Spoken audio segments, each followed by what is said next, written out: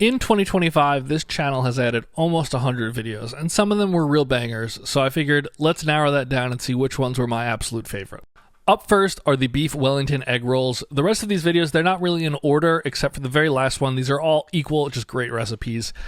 The beef Wellington egg rolls were everything that I want in an egg roll. I love beef Wellingtons. Cheesesteak egg rolls are some of my favorite things. So this was kind of that melding of those worlds. I used a little pan sauce also, but these were super easy to make and really hit those flavor profiles of a beef Wellington in 1/1000th of the time. So definitely make these. The next recipe was a shock to me, but it was the pesto pasta salad. Normally I make your deli-style pasta salad that's all mayo-based. This definitely had some mayo in it, but the cold pesto sauce worked really well to change up your standard barbecue pasta salad.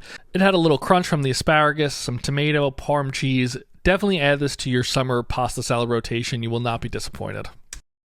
The next recipe was a new one, but definitely was one of my favorites, and it was that bacon jam. This is super easy to make. It's super versatile. I put it on multiple other recipes that I made after this, but it's very easy. You just cook down bacon, onions, cook it with a little bit of coffee or kind of any sort of vinegar or acid that you're looking for, and then you just throw that into a food processor and chop it up. Super easy, lasts for a very long time. I threw this onto a burger. I also threw it onto the brats. You can eat it by itself. It is just a really, really cool thing to keep in your fridge, and it's absolutely delicious and takes very, very little effort. So definitely give it a try.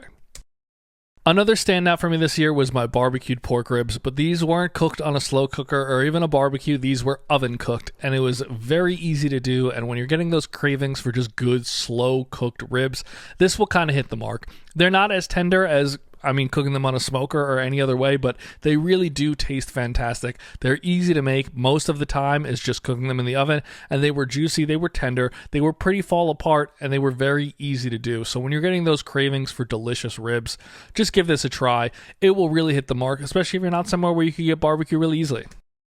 Up next, we enter the pastas. I'm going to have two that are kind of runner-ups for my favorite pasta, but the last pasta was my absolute favorite. But the first runner-up was the baked Cheeto mac and cheese. I know it's weird, but it was shockingly delicious.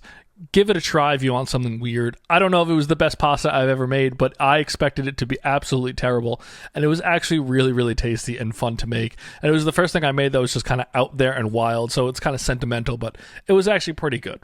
The next one was my favorite dish of the year up until very recently, but it's the pesto calabrese. It uses red bell peppers, a little bit of Calabrian chili. You cook that all together, you throw it into a blender, and it makes this delicious sauce. A little bit of cream in there as well, but it was so shockingly good that I made it multiple times throughout the year, and it's just this kind of fresh, different flavor. It's not a pesto in the terms of like basil, but it is a pesto per se, and it is absolutely delicious. I really thought that was going to be my favorite dish of the year, let alone favorite pasta of the year, but it recently got beat by none other than caramelized shallot pasta. I've made this so many times since I made it that first time, and it is still easily the favorite pasta I think I've ever cooked on this channel, but especially the past year.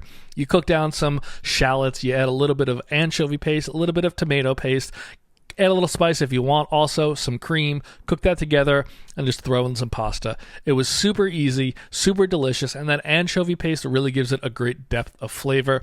But I don't know, there's something about this dish that I cannot get enough of it. But check out every other recipe I've made this year. This was my favorite, but maybe you'll have a different one. There's over 100 to choose just in the last year, almost 250 total. So thank you guys all for watching this year. Let me know which recipes were your favorite, and definitely try to make this caramelized shallot pasta also.